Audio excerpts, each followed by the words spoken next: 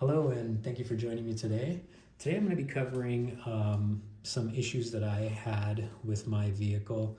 I have a 91 Toyota MR2. It is a turbo model with a Gen 4 3SGTE motor.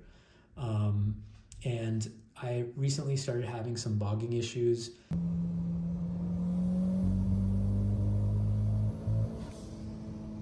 And, I went on the forums, I looked online, went on YouTube, and, it's saying it could be anything from your fuel filter, the hoses, everything. So, I was kind of going crazy, but I wanted to start off and try the most affordable, easiest fix. So that was going to be the spark plugs.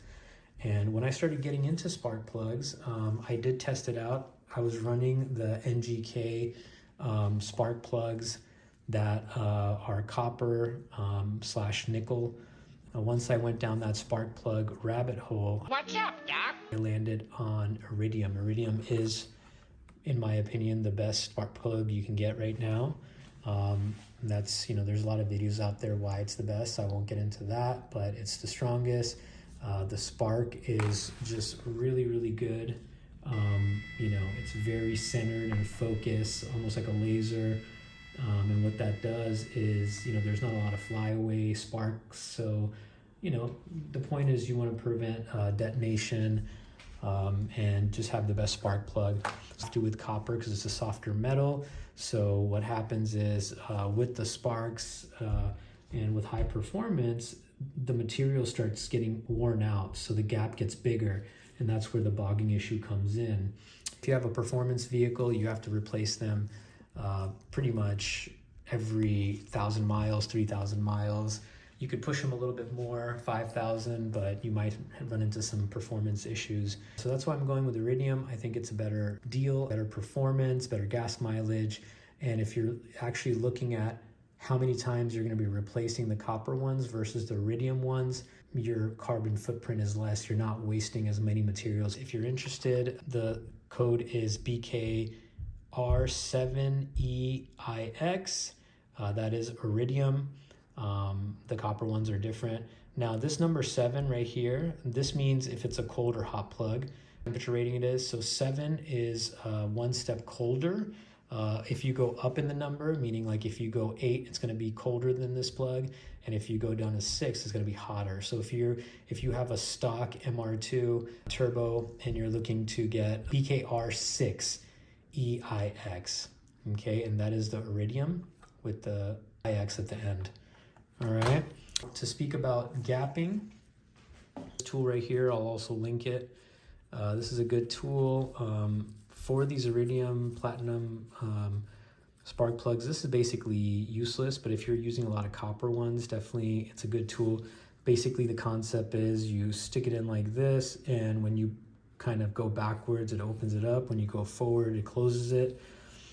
These are Iridium, so they kind of, instead of really adjusting the gap, it actually broke this. So this cheap one that people don't recommend, I ended up using that to open it up, and I tapped it like that. And the way I opened it up, if you look carefully here, this opening right here, I basically placed it in there, and I was really careful not to touch the bottom part, and then I just kind of, like I was popping open a beer. I know a lot of you car guys can relate with that. So just kind of went back, popped my little beer here, and then I just tapped it down to get the perfect fitment here. And you just stick this in there like you're doing your valve lash adjustment. And for me, 0.026 was perfect. So now speaking about gap, how are you going to gap it? So basically for the 3SGTE, you have stock turbo, you're looking at anywhere right around 0.03, okay? That's going to be your, if you're just running stock boost, that is what you're going to be looking for. As you can see right here, 0.03, that's what you're going to do. You can go up to 0.032 and as low as 0.028.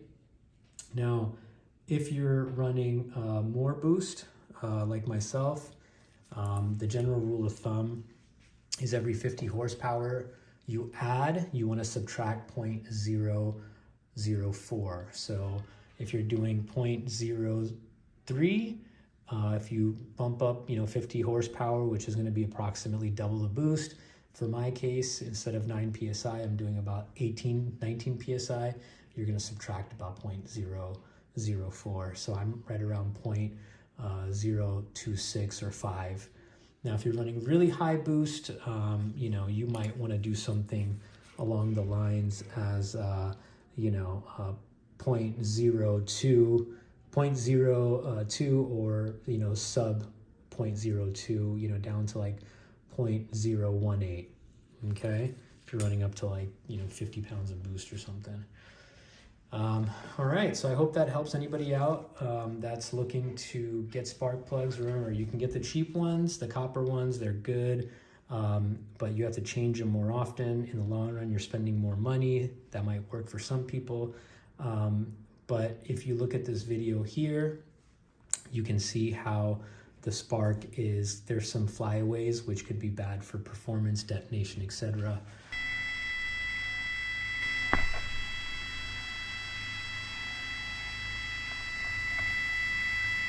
All right, so this is just so you can see how I gap it.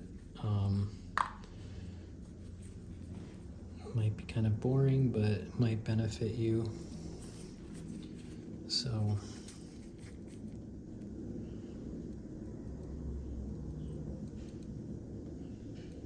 tiny little gap in there, but I do want to close that a little bit more.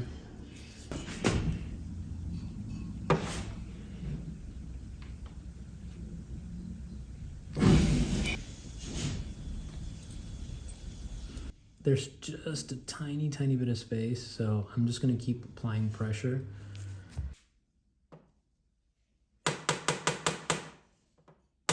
All right, so I've gapped them all to 0.026. And let me just show you how that looks.